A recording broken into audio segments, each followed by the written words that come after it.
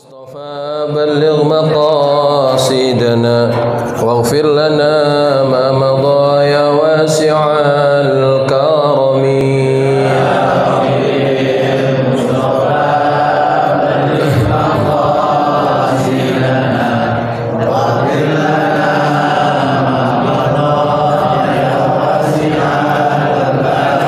يا ربي هيئ لنا من أمرنا رشدا واجعل معونتك الحسنى لنا مددا.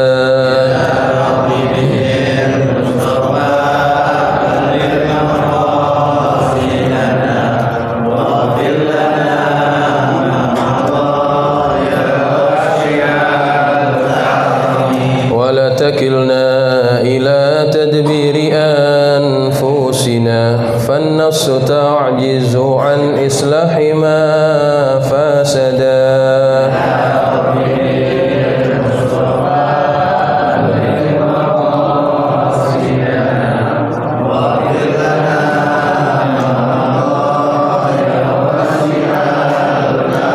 أنت الكريم وقد جهزت يا آملي إلى أيادك وجها سائلا ويدا. بلغ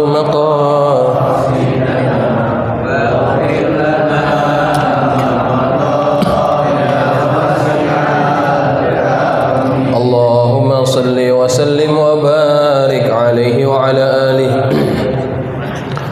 فاتح لحضرة النبي المصطفى محمد صلى الله عليه وسلم ثم إلى أرواح آبائه وإخوانه من الأنبياء والمرسلين وآل كل منهم الصحابة أجمعين وتابعين لهم بإحسان إلى يوم الدين ثم إلى آل الأولياء والشهداء والصالحين والعلماء العاملين أينما كانوا من مشارق الأرض إلى مغاربها وثم إلى أرواح مشايخنا ومعلمينا الحبيب عبد الرحمن محمد سقا وذونا محمد شافعي هذا وذونا حزم الزكي وثمنا جل وشكر مني وثمنا جل سفين ومسير وثم إلى روحي الله الشيخ الدين عبد الغني ثم إلى روحي الحبيب عبد الرحمن سقا وذونا الحمد يا الله الشيخ عبد الله شافعي وثم إلى روحي قيامة وتفي فضل الله أن الله يتغشاه بالرحمة والمغفرة ثم إلى روح وألف هذا الكتاب الإمام النووي أن الله يتغشاه بالرحمة والمغفرة وأن يعيد علينا بركاتهم وأسرارهم وأنوارهم وعلومهم ونفعاتهم في الدين والدنيا والآخرة وعلى نية أن الله يفتح علينا فتوح العارفين ويفقهنا وإياكم في الدين ويرزقنا كمال الإخلاص واليقين وعلى كل نية صالحة وإلى حضرة النبي المصطفى محمد صلى الله عليه وسلم. الفاتحة. أعوذ بالله من الشيطان الرجيم. بسم الله الرحمن الرحيم. الحمد لله رب العالمين الرحمن الرحيم مالك يوم الدين إياك نعبد وإياك نستعين اهدنا الصراط المستقيم صراط الذين أنعمت عليهم غير المغضوب عليهم ولا الضالين آمين. Assalamualaikum warahmatullahi wabarakatuh. Alhamdulillahi rabbil alamin wa bihi nasta'inu ala umuri dunya waddin. Wassalatu wassalamu ala asyrafil mursalin sayyidina wa maulana Muhammadin wa ala alihi wa ashabihi ajma'in. Subhanaka la ilma lana illa ma 'allamtana innaka antal alimul hakim. Rabbi shrah li sadri wa yassir li amri wa halul 'uqdatam min lisani yafqahu qawli amma ba'du. Fa inna asdaqal hadithi kitabullahi ta'ala wa khairul hadi hadi Muhammad sallallahu alaihi wasallam syarrul umuri muhdatsatuha wa kullu muhdatsatin bid'ah wa kullu bid'atin dhalalah wa kullu dhalalatin finnar. Hadirin jamaah yang dirahmati Allah sekalian,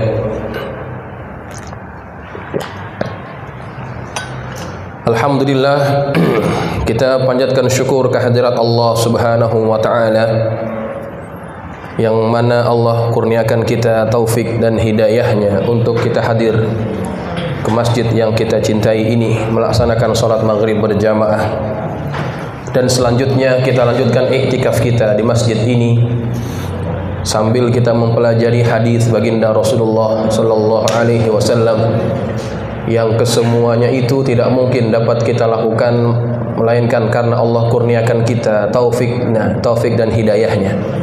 Allah kurniakan juga kita inayahnya sehingga kita dapat duduk di majelis yang mulia ini. Mudah-mudahan kita yang senantiasa hadir di majelis ilmu, taman-taman surganya Allah di dunia, Allah mudahkan langkah kita untuk masuk ke dalam surganya. Amin, Allahumma amin. Hadirin jamaah yang dirahmati Allah, malam ini kita akan memulai takrir kitab Riyadhus Shalihin. Alhamdulillah ada salah seorang jamaah kita yang berinisiatif untuk mewakafkan hartanya untuk dibelikan kitab. Mungkin beliau terinspirasi dari yang sebelumnya kita khatamkan, yaitu hadis arba'in. Jadi saya minta sahabat-sahabat untuk ikut berwakaf.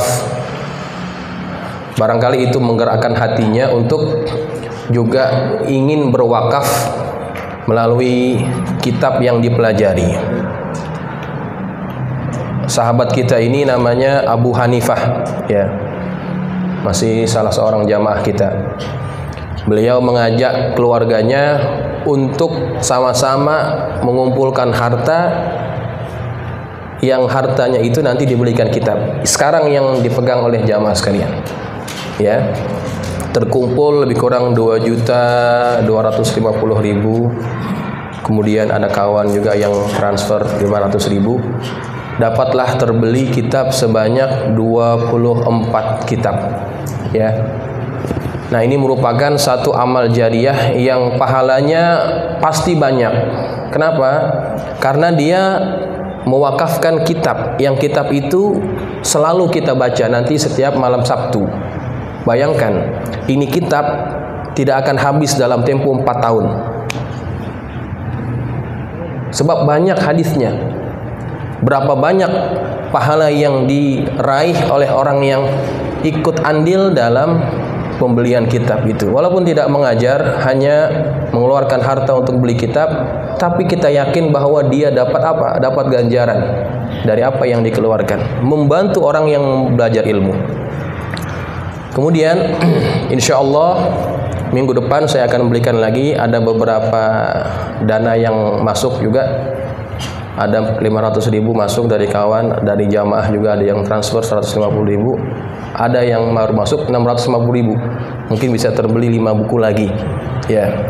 Dan seandainya ada jamaah yang ingin juga ikut berkontribusi, ya, membeli kitab, silahkan. Saya tidak menutup pintu, sangat menyambut dengan baik seandainya ada jamaah yang ingin juga berwakaf kitab. Saya lihat ada jamaah yang juga bawa kitab yang lama, yang dulu pernah dipelajari sewaktu mengaji di rumahnya Haji Erwin Indrawan, ya. Itu silakan dipakai, silakan digunakan. Itu juga insya Allah sama isinya. Bagi yang belum pegang kitab, ya, insya Allah minggu depan kita akan belikan sedikit lagi. Yang belum pegang kitab bisa dilihat di mana? Di HP. Minggu lalu Pak Haidir mengirimkan PDF, ya, kitab terjemahan Riyadhus Shalihin. Itu bisa dipakai juga, ya. Ini saya lihat lekarnya juga masih kurang nih. Kalau besok beli kitab lagi, lekarnya kurang, ya. Jadi bisa dibikin lagi kali lekarnya, ya. Jadi ngajinya kalau begini, jadi namanya halakoh, ya, halakoh setengah lingkaran. Mudah-mudahan kita yang senantiasa mempelajari hadis baginda Rasulullah akan mendapatkan bisyarah, satu kabar gembira daripada baginda Rasulullah Sallallahu Alaihi Wasallam. Karena apa? Karena orang yang mempelajari hadis pasti dia akan banyak berselawat. Kenapa banyak berselawat? Karena banyak disebutkan nama Rasulullah. Maka pasti lebih banyak jumlah salawatnya dibanding orang yang tidak mengaji hadis. Ini kelebihan orang yang mempelajari hadis. Jamaah sekalian yang dirahmati Allah, ada permohonan kita bacakan Fatihah, ya. dari sahabat yang menghadiahkan dan mewakafkan kitab ini. Untuk keluarganya Abu Hanifah, beliau minta supaya kita mendoakan anak dan istrinya semoga menjadi keluarga sakinah, mawaddah, warahmah, barokah, panjang umur, sehat walafiat, diluaskan rezekinya. Kemudian kita hadiahkan Fatihah ini dan juga pahala daripada apa yang sudah diberikan untuk almarhumah Hajah Tukijem binti Mijan, Paidin bin Kasantamin, Ramadan Pradikdo Subrasto bin Budio Subrasto, Haji Abdul Wahab bin Haji Imin, Haji Jarodih binti Haji Ihsan, Hajah Siti Habibah binti Haji Abdul Wahab, Hajah Saibih Wijaya bin Haji Manat, Muhammad Azri Al-Farizi bin Ahmad Azhari, Haji Abdul Karim bin Haji Muhammad Nur, Muhammad Nur Hamzah, Hajah Najmiyah binti Haji Abdullah Ali, Muhammad Fakhruddin bin Muhammad Nur, Alfiyah Rahmah binti Muhammad Fakhruddin, Ruslan Azhari bin Ahmad Azhari Syafi'i, Tin Sutisna binti Muhammad Anggin, Haji Salihin bin Martijan, Hajah Siti Salbiyah binti Haji Abdul Salam Nur, Martijan bin Fulan, Siti Khadijah binti Fulan, Haji Abdul Salam Nur bin Haji Muhammad Nur, Haji Zainabun binti Jisin, Haji Asmani bin Amor, Bahniar binti Haji Umar, Ngadianto bin Parto Pagi, Budiman bin Suwarno, dan yang terakhir Sabariyah binti Fulan. Kita doakan semoga yang diniatkan ini Allah ampuni segala dosa-dosanya, Allah terima amal ibadahnya, Allah jadikan kuburnya raudhah min riyadil jannah, dan mudah-mudahan apa yang diniatkan pahalanya sampai kepada almarhum dan almarhumah. Al-Fatihah. A'udzubillahi minasyaitonir rajim. Bismillahirrahmanirrahim. Alhamdulillahirabbil alamin. Arrahmanirrahim. Maliki yaumiddin. Iyyaka na'budu wa iyyaka nasta'in. Ihdinas siratal mustaqim. Siratal ladzina an'amta 'alaihim ghairil maghdubi 'alaihim waladdallin. Amin.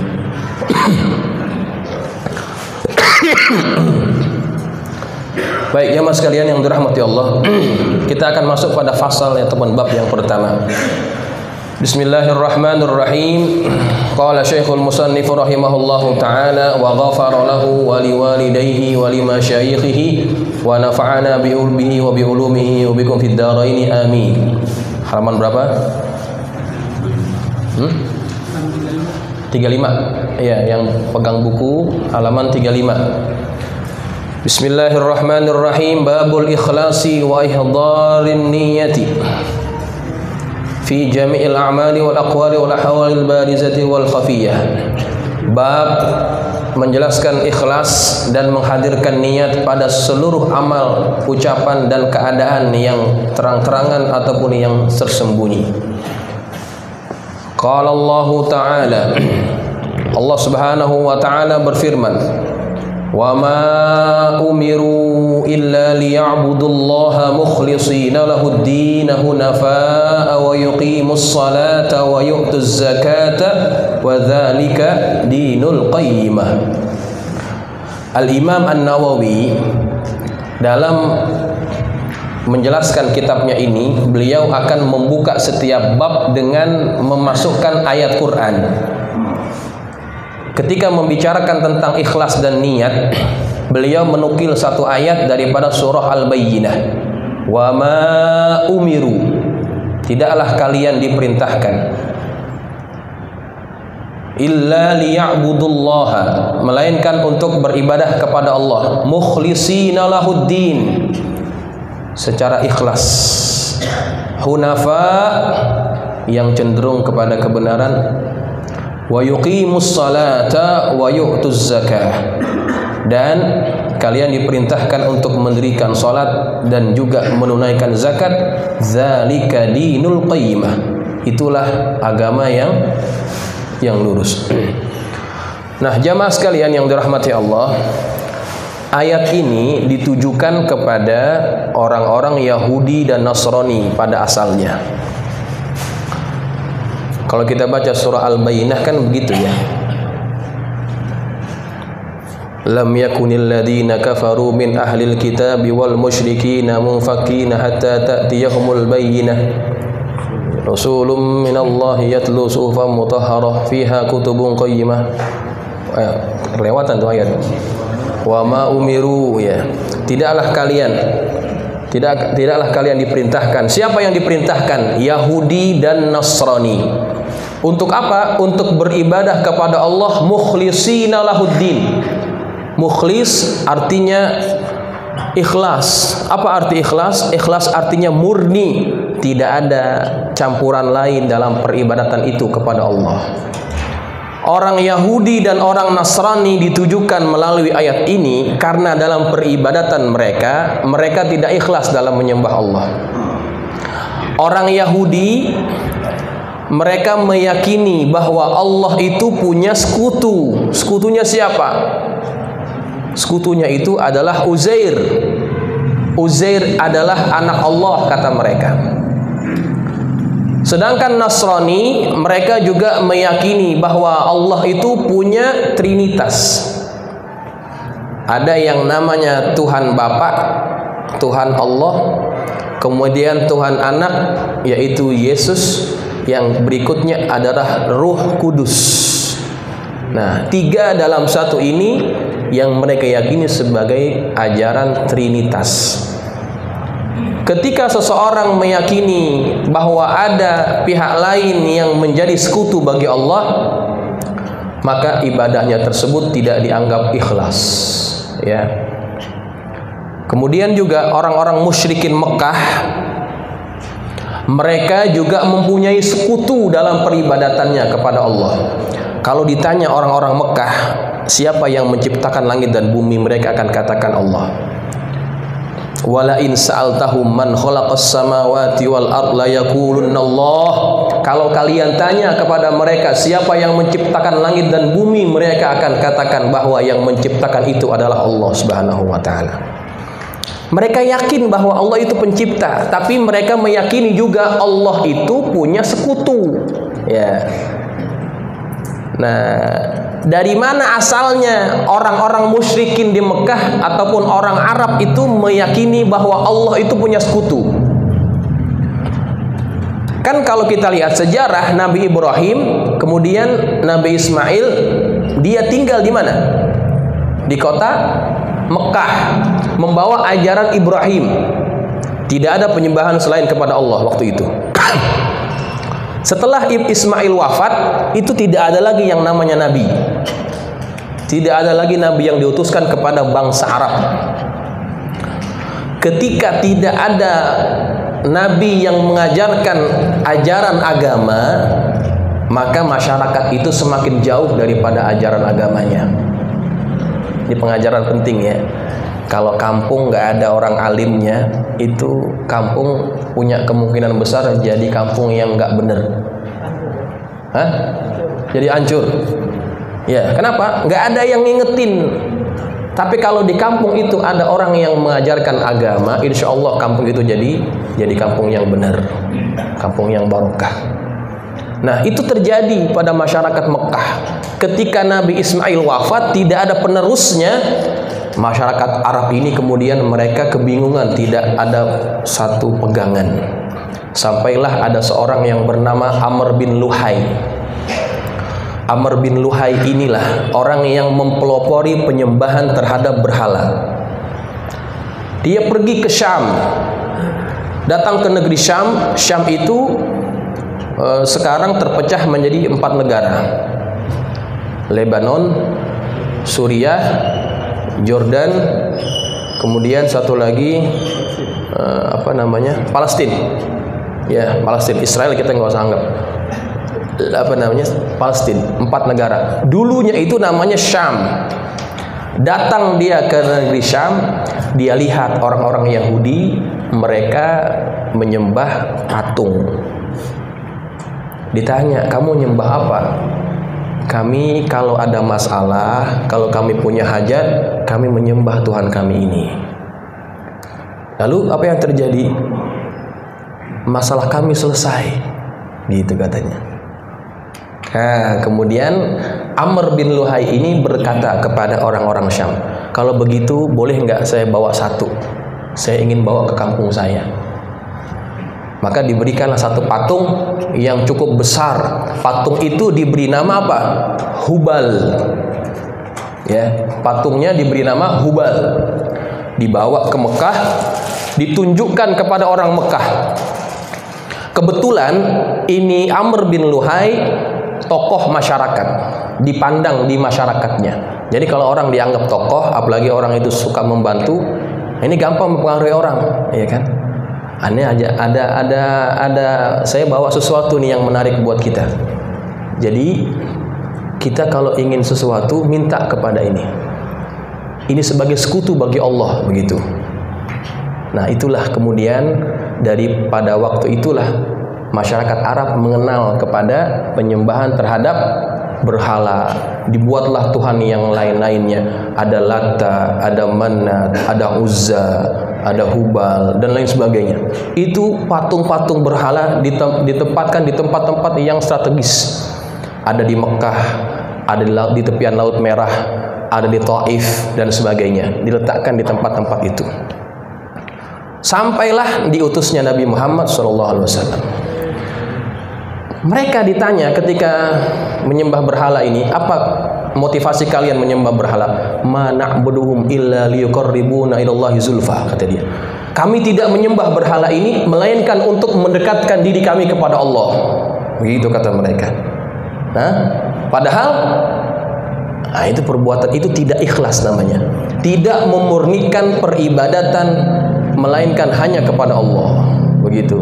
Makanya di masyarakat kita juga ada kepercayaan-kepercayaan yang dapat merusakkan keikhlasan peribadatan kita.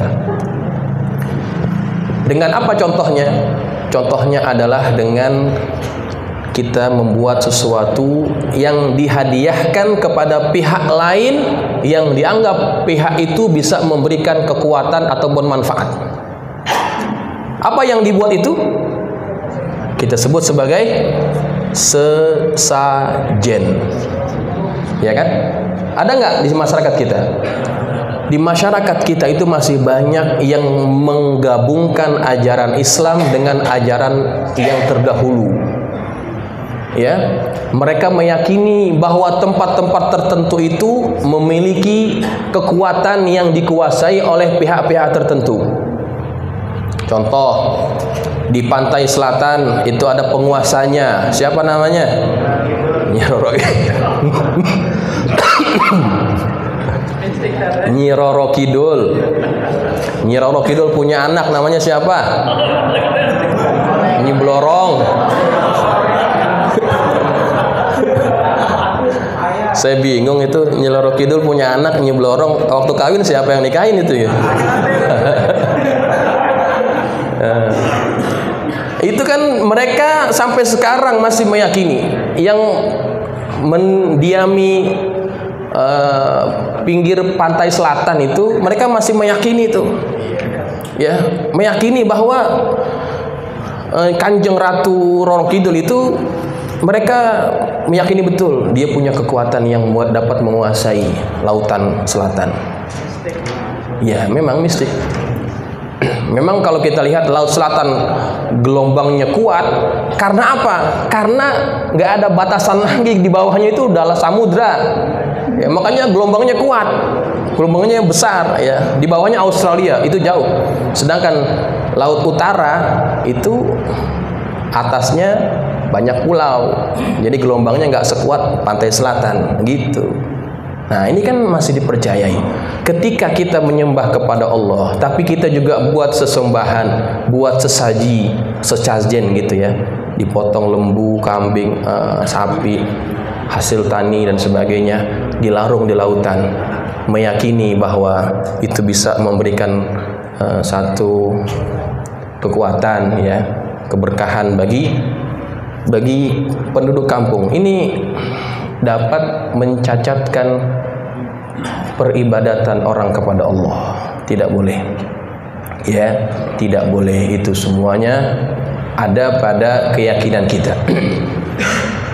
Bahkan di masyarakat perkotaan juga itu ada keyakinan-keyakinan bahwa ada pihak-pihak tertentu yang dapat memberikan kekuatan, ataupun barang-barang tertentu yang bisa memberikan kekuatan. Biasanya orang kalau mau hajatan paling takut apa? Paling takut hujan. Ya, paling takut hujan. Maka bagaimana biar tidak turun hujan? Panggil pawang, kemudian siapin bawang, cabai, macam terasi, nyambel. Nah, ini kan terjadi di masyarakat. Ini yang lagi ekstrim, yang lebih ekstrim lagi. Apa itu? Celana dalam. Betul nggak?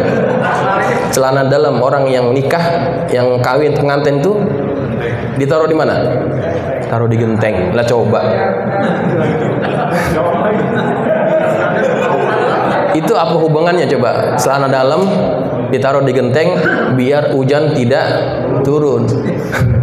Berarti dia meyakini celana dalam itu punya apa? Punya kekuatan. Padahal tidak ada kekuatan, hanya kekuatan daripada Allah Subhanahu wa taala. La haula wala quwwata illa billah. Itu harus menjadi keyakinan kita. Tidak ada kekuatan melainkan hanya kekuatan daripada Allah Subhanahu wa taala. Nah, ini inti daripada ikhlas. Ikhlas dalam apa? Dalam peribadatan kita. Tidak ada embel-embel dalam peribadatan, hanya untuk Allah Subhanahu wa taala. Kemudian wa qala ta'ala, dan Allah Subhanahu wa taala berfirman, la yanalallaha luhumuha wala dima'uha walakin yanaluhu taqwa minkum. Tidak akan sampai dagingnya dan juga darahnya kepada Allah, melainkan yang sampai adalah ketakwaan daripada mereka. Jadi amal ibadah kita, bentuk zohirnya itu tidak bernilai sama sekali kalau tidak dilandasi dengan keikhlasan hati. Ini kan konteksnya apa? Konteksnya hewan yang disembelih, ada darah yang terkeluar, ada daging dari hewan sembelihan itu. Bentuk ibadah zohirnya tidak akan dinilai oleh Allah Subhanahu wa taala, tetapi yang dinilai apa? At-taqwa minkum, ketakwaan daripada kalian. Ketakwaan itu bersumber daripada keikhlasan hati. Orang kalau beramal tidak ikhlas tidak akan dinilai sama sekali oleh Allah Subhanahu wa taala. Walaupun yang dia berikan banyak. Dia nyumbang untuk masjid, untuk madrasah dan sebagainya. Ratusan juta, itu kan banyak. Itu tidak akan menjadi apa-apa bagi dia di hari akhirat. Kalau ketika dia memberikan itu ada niat lain yang dia harapkan dari selain Allah Subhanahu wa taala, maka Allah hanya menerima ketakwaan kita, bukan zahir amal kita. Ya. Amal yang kecil akan menjadi besar dengan sebab niat. Amal yang besar bisa jadi kecil juga dengan sebab niat kita. Maka niat ini yang sangat mempengaruhi amal ibadah seseorang. Qul in tukhfu ma fi sudurikum aw tubduhu ya'lamullah. Katakanlah, jika kalian menyembunyikan apa-apa yang ada di dalam hati kalian atau kalian mengungkapkannya, maka Allah mengetahuinya. Allah melihat apa yang nampak, apa yang tidak nampak. Ya, manusia hanya menilai apa yang nampak olehnya, tetapi Allah mengetahui yang nampak dan yang disembunyikan oleh seseorang. Ya'lamu kha'inatal a'yuni wa ma tukhfis sudur. Allah mengetahui khianatnya mata dan apa yang disembunyikan oleh hati kita. Ya, hati itu tempat di mana Allah melihat seseorang. Allah tidak lihat jisimnya, Allah tidak lihat bentuk luarnya, tapi Allah lihat hati kita. Ya, maka hati ini adalah kunci kalau orang ingin mendapatkan balasan daripada Allah Subhanahu wa taala. Baik, itu ayat yang disampaikan oleh Al-Imam An-Nawawi rahimahullahu taala. Sekarang kita masuk hadisnya. Hadis ini pernah kita bahas pada hadis arba'in. Ya, kita akan ulang sedikit biar kita juga refresh lagi, ya. Kita menyegarkan ingatan kita tentang hadis ini. Wa an amiril mu'minina Abi Hafsin Umar bin al-Khattab bin Nufail bin Abdil Uzza bin Riyah bin Abdullah bin Qurt bin Razah bin Adi bin Ka'b bin Lu'ay bin Ghalib al-Qurashi al-Adawi radhiyallahu anhu.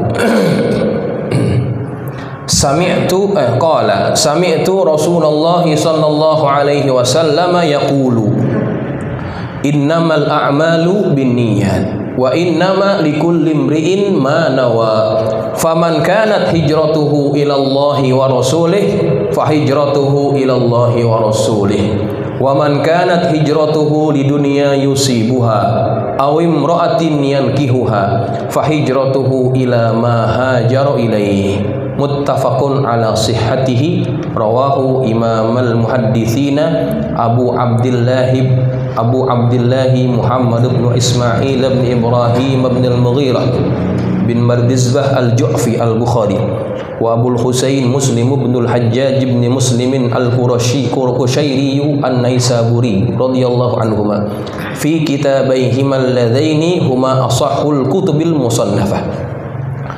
Baik, jamaah yang dirahmati Allah, hadis pertama dalam kitab ini adalah hadis yang membicarakan tentang niat. Kenapa Imam Nawawi memilih hadis ini memulai kitabnya? Untuk mengingatkan bahwa pijakan kita dalam beramal harus berasal daripada niat yang ikhlas. Ini penting, ya. Ketika kita mempunyai pondasi yang tidak kokoh, maka bangunan amal itu tidak akan pernah sempurna. Akan mudah hancur oleh angin, oleh gelombang dan sebagainya. Pondasi itu akan menentukan kuat atau tidaknya bangunan amal kita. Maka dimulai kitab ini dengan hadis tentang niat. Ya, hadis tentang niat. Saya ingin cerita sedikit tentang Amirul Mukminin Abu Hafsin Umar bin al-Khattab. Kenapa disebutkan oleh pengarang kitab An Amiril Mu'minin daripada Amirul Mu'minin? Apa artinya Amir? Amir artinya pemimpin. Al-Mu'minin orang-orang yang beriman. Siapa yang pertama kali menggunakan laqab ini, panggilan ini? Yang pertama kali menggunakan laqab Amirul Mu'minin adalah Sayyiduna Umar. Sebelumnya siapa? Sebelumnya Sayyidina Abu Bakar tidak menggunakan perkataan Amirul Mukminin, tetapi menggunakan Khalifatu Rasulillah.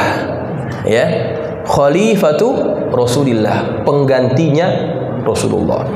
Nah, ketika dia naik menjadi pemimpin, panggilannya lebih panjang tuh. Khalifati Rasulillah. Ya kan? Penggantinya Rasulullah. Begitu kan? Kepanjangan. Ya, maka kalau seandainya Umar nanti mati, penggantinya jadi apa? Khalifati Rasulillah, panjang banget. Maka diganti oleh Umar, panggilan kepada khalifah adalah Amirul Mukminin, pemimpinnya orang Islam, orang mukmin. Begitu, beliau yang mempelopori. Terkait dengan cerita beliau masuk Islam, saya sudah pernah cerita, saya tidak mengulangi lagi. Nah, kemudian ada disebut oleh pengarang, yaitu kunyahnya daripada Sayyiduna Umar, Abi Hafsin. Abi itu bapak, Hafs itu artinya apa? Hafs itu artinya Al-Asad, singa. Bapaknya singa. Nah, coba, memang dia punya anak singa ini, Umar? Ya, dia punya anak memang namanya Hafsah, ya, Hafsah. Tetapi tidak menjadi kunyahnya, yang dijadikan kunyah Abi Hafsin, bapaknya singa. Kenapa diberikan kunyah Abu Hafsin? Yang memberikan kunyah itu adalah Rasulullah. Rasulullah yang kasih. Kenapa diberikan gelar itu, kunyah itu? Karena Umar adalah manusia yang mempunyai sikap pemberani seperti layaknya seekor singa. Umar nggak ada takutnya, ya. Siapa saja juga dilawan sama dia. Dia hanya takut kepada Allah Subhanahu dan Rasulnya. Yang lain dia nggak takut. Bahkan dalam satu riwayat, seandainya Umar lewat di satu lorong, kemudian syaitan juga ada di lorong itu tidak akan mau dilewati oleh syaitan. Syaitan minggir kalau Umar lewat. Saking apanya? Saking takutnya Umar kepada Allah dan Rasulnya, Allah membuat makhluk yang lain takut kepadanya. Gitu. Orang kalau takut kepada Allah, Allah akan buat yang lain takut kepada dirinya. Tapi kalau kita takut kepada makhluk, ya, orang nggak akan takut sama kita, orang makin berani sama kita, gitu ya. Ini saking takutnya Umar, takutnya Umar kepada Allah Subhanahu wa taala. Ini makhluk Allah yang lainnya betul-betul tunduk dan takluk kepada dirinya. Pernah satu ketika itu di Mesir itu sering terjadi kekeringan. Sungai Nil itu kering, nggak ada airnya. Dan ada tradisi di sana, kalau Sungai Nil itu kering, maka mereka akan melakukan yang namanya pengorbanan, tumbal. Apa tumbalnya? Tumbalnya adalah anak gadis yang paling cantik yang diceburkan di laut, di Sungai Nil. Itu tradisi mereka, ya, sesajennya begitu. Itu bertahun-tahun. Nah, ketika Islam sudah masuk ke Mesir, kebetulan waktu itu yang menjadi jenderalnya, gubernurnya adalah Sayyidina Amr bin As. Diberikan kabar kepada Amr bin As bahwa mereka akan melakukan upacara pengorbanan. Kemudian kata Amr bin As, sejak kapan kalian melakukan perkara ini? Sudah sejak lama. Kalau Sungai Nil kering, kami akan melakukan pengorbanan seperti ini. Sebentar, saya akan kirim surat dengan Umar. Dikirimkan surat kepada Umar tentang apa yang dilakukan oleh masyarakat Mesir. Kemudian Umar kirim surat lagi. Dia katakan dalam surat itu, ya kan, ketika Amr bin As dapat suratnya, Amr bin As bingung ini kok hanya dikasih surat. Dia penasaran, dibuka suratnya. Suratnya itu isinya lebih kurang, terjemahannya, dari Umar bin Khattab kepada Nil Mesir, kalau engkau mengalir atas kehendakmu, silahkan engkau tahan. Tapi kalau engkau mengalir atas izin Allah, mengalirlah engkau. Itu isinya. Kata Umar pesan kepada Amr bin As, buang surat itu di Sungai Nil. Suratnya dibuang, dicampakkan ke Sungai Nil. Apa yang terjadi? Itu sungai ngalir lagi airnya. Bisa begitu ya? Apa Sungai Nil bisa baca itu? Bisa baca suratnya Umar. Bukan masalah baca dan tidak, tetapi surat itu yang mengirimkan adalah Umar, orang yang takut kepada Allah. Maka ketika orang takut kepada Allah, Sungai Nil itu kan juga makhluknya Allah, ya. Di antara sungai yang sangat barokah itu adalah Sungai Nil. Dan satu lagi Sungai Efrat, yang itu nyambung ke surga itu. Sungai Nil, dia mengalir karena Allah, maka mengalirlah, gitu. Maka mengalir lagi sampai sekarang nggak pernah kering lagi. Gara-gara siapa? Sayyidina Umar Ibn Khattab. Tuh, luar biasa beliau ini. Maka kita mesti contoh dia. Jangan letakkan ketakutan kepada makhluk, tapi letakkan ketakutan kepada Allah. Kalau kita takut pada Allah, yang lain akan akan jadi takut kepada kita. Ya. Baik, jamaah sekalian yang dirahmati Allah. Sampai di sini dulu. Kita belum masuk kepada hadisnya. Insya Allah kita akan sambung pada minggu yang akan datang. Kita akan membahas sedikit nanti minggu depan, kenapa Imam Nawawi menyebutkan nasabnya Sayyidina Umar dengan begitu panjang. Sampai apa itu? Sampai bin Lu'ay bin Ghalib Al-Qurashi, begitu. Kan panjang tuh ya. Ini menunjukkan bahwa Umar itu masih nyambung nasabnya dengan Rasulullah, ya kan? Rasulullah kan nasabnya apa? Muhammad bin Abdullah bin Abdul Muttalib bin Hashim bin Abdi Manaf bin Qusay bin Kilab bin Murrah bin apa lagi? Bin Kilab bin Murrah bin Ka'ab bin Lu'ay bin Ghalib bin Fihr. Nah, itu sambung. Bin Ka'ab bin Lu'ay bin Ghalib bin Fihr. Itu nyambung kepada bin Ka'ab bin Lu'ay, ya. Nanti kita akan bahas pada minggu yang akan datang. Ada yang ingin bertanya silakan. Iya, silakan. Assalamualaikum warahmatullahi wabarakatuh. Waalaikumsalam warahmatullahi wabarakatuh. Di hadis ini ada inamal a'malu binniyat itu. Iya. Kalau saya baca di sini, karena itu barang siapa hijrahnya kepada Allah,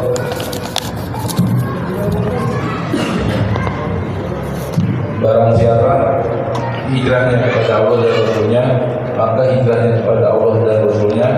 Dan barang siapa untuk dunia yang ingin dia raih, nah dari sini saya nanya, apakah niat kita kalau dunia urusannya misalkan terus dikabul sama Allah, apakah di akhirat juga ada ganjaran atas niat baiknya itu? Karena kalau misalnya Pak Pasal gini, Allah beri ayat nih, doa lo niat kita sama Allah dikabul di dunia. Iya. Tapi saya mau tanya, apakah di akhirat juga akan dapat ganjaran atas niat yang baik dan niat baiknya itu?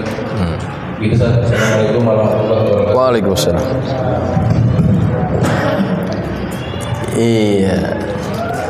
Sebetulnya saya belum bahas hadisnya. Iya.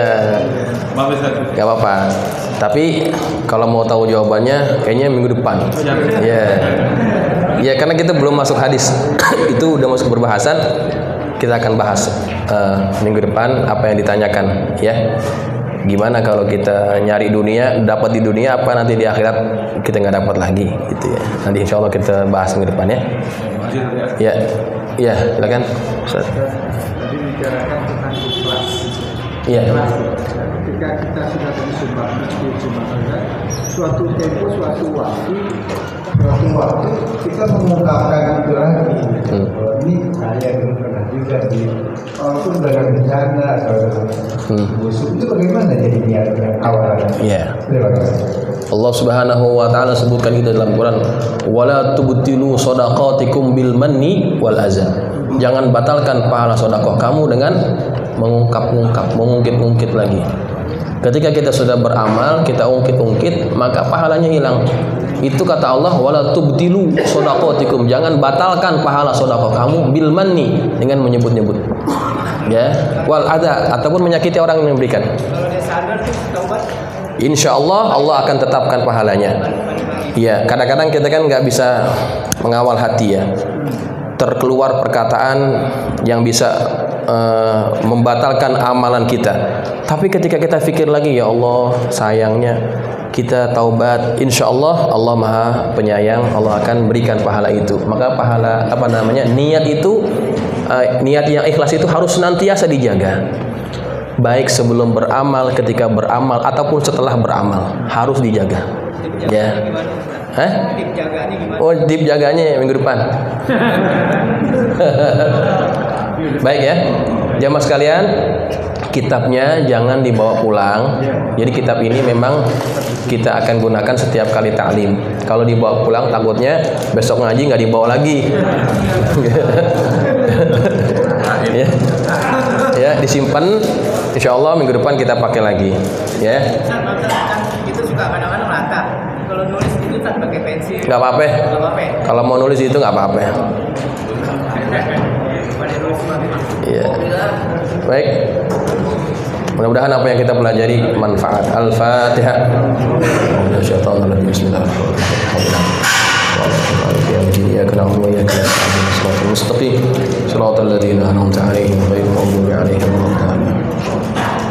Bismillahirrahmanirrahim. Alhamdulillahirabbil alamin wassalatu wassalamu ala asyrafil mursalin sayyidina maulana Muhammadin wa ala alihi wa ashabihi ajma'in. اللهم انفعنا بما علمتنا وعلمنا ما ينفعنا اللهم زدنا ولا تنكسنا وأكرمنا ولا تهنا واعتنا ولا تحرمنا وآثرنا ولا تؤثر علينا وأرضنا وارض عنا اللهم إنا نسألك بحق فاطمة وأبيها وبعنها وبنيها افتح علينا وعلى أولادنا وتلاميذنا فتوح العارفين فقهنا وإياكم في الدين وارزقنا كمال الإخلاص واليقين